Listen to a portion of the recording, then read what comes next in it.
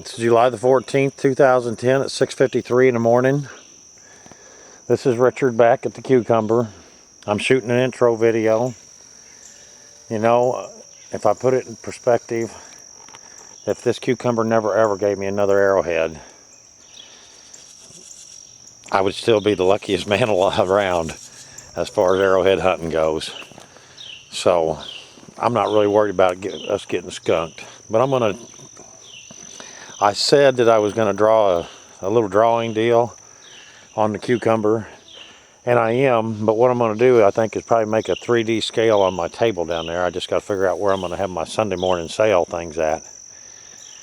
And because there's just way too much to put on this cucumber's just way too big, way too many things to put on a little piece of paper or on a computer screen. So I'm going to make my table a scale where I can have my elevations and everything I need. I just stepped it off from the owner's house up there to this telephone pole, to this post here. 345 yards on this side of the cucumber. Now for 220 of it we haven't dug. Now we've dug this last part down through here. And right here, this side's been hit by the bulldozer 4 times, I know for sure. And right where this fence post is, this is where we could see the house cut right in two. This house. Now, so what I'm saying is we don't have a clue about exactly where everything was up through here, because we're digging where the bulldozer had already flattened everything out. But we go by what we found, and like the burn piles and the fireplaces and the fire pits and the ash pits. And the ash pits, just like yesterday, I came up here and I found another ash pit. That's right over there where my Too Cool fan is, which puts it exactly in line straight down this ridge with the other 3 ash pits that I found on the other side of the fence, 1 per each house. So we'd automatically assume that right over here, about 30 yards away, was going to be where the house was at. And of course we think there was at least 2 down here. And when you think about it, they're just almost like like in the suburbs there, where you see a row of houses, the same driveway, same garage, same whatever. After you've dug here for a while, you almost get that feeling that here's a house, 2 fire pits, an ash pit. Here's a nut and stone place. Right over here is where all the broken stuff is, where they worked at. And also, of course, as we went along, you find so much more outside the house.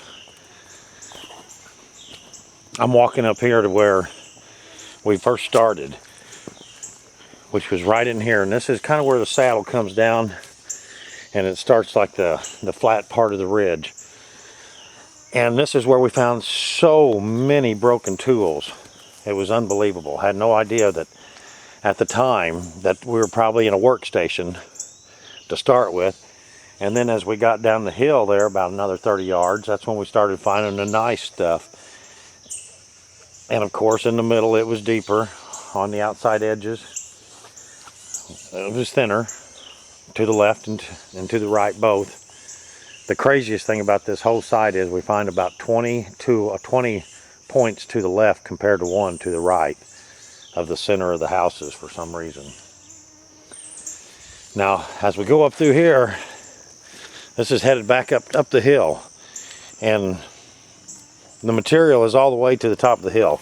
Here's like in the road where it washes,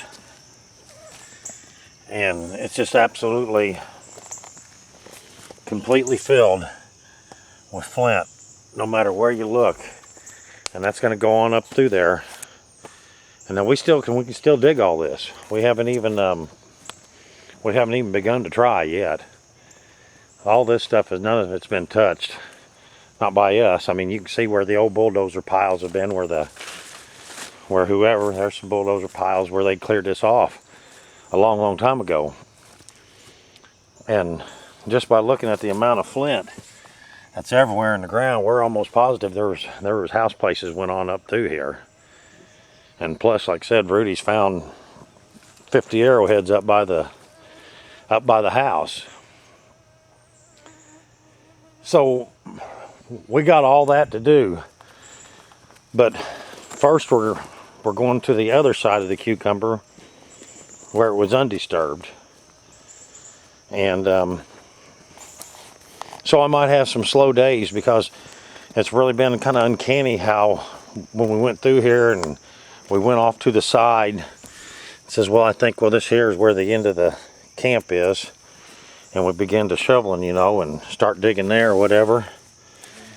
And as I went back and dug around, I've been here for 3 days and haven't found one. But I've dug about, I don't even say. I've dug a lot. And I've dug probably 20 feet past the perimeters of a lot of places where we started. And it seems like to me, wherever we started, we hit the nail on the head as far as where the camp began and where it ends. So, but what else am I going to tell you about this place? So anyway, that drawing or that scale come along later. That way, like I said, I can film it on my table and you can get a whole lot better picture. Now this is just what we call the A side. And see, we haven't dug right here at this log. Oh my goodness, that's where I found my giant Etleys, tons of Etleys. And of course it's been too nasty to dig over here, but I'm almost positive that right through here, right over there is that house, right by that fence post. And I'm thinking right in here about where this tree is where this next house starts at. Like I said, they run just almost in a perfect line, right straight down this ridge. And we still got, on the other side, we still got 300 or 400 yards farther to go, but we don't know, you know, right now it's so brushy, you can't see any kind of land formations whatsoever in this type of weather, or this time of year. And the craziest thing about this site too is the dirt to the left of the hill, it turns to red clay quick. The dirt to the right of the hill, which this is where I'm sure that, like I said, where they dump their ashes and stuff at. But this side turns black as coal. So anyhow, what the heck? I'm gonna get back here and I'm gonna go back where I found my last piece at. So that's always the best place to start digging again. Tojo says that, so I'm gonna listen to him. Hopefully I'll get one on here today. And if not, you'll just get to listen to this video here of me rambling on. Here comes my lucky cat. Let's hope he's going to bring some luck to us today. Thank you all for watching. Like I said, I'll try to get you an explanation since I'm probably it's like I've lived here, well, come next month, I've been living here for a year with these Indians.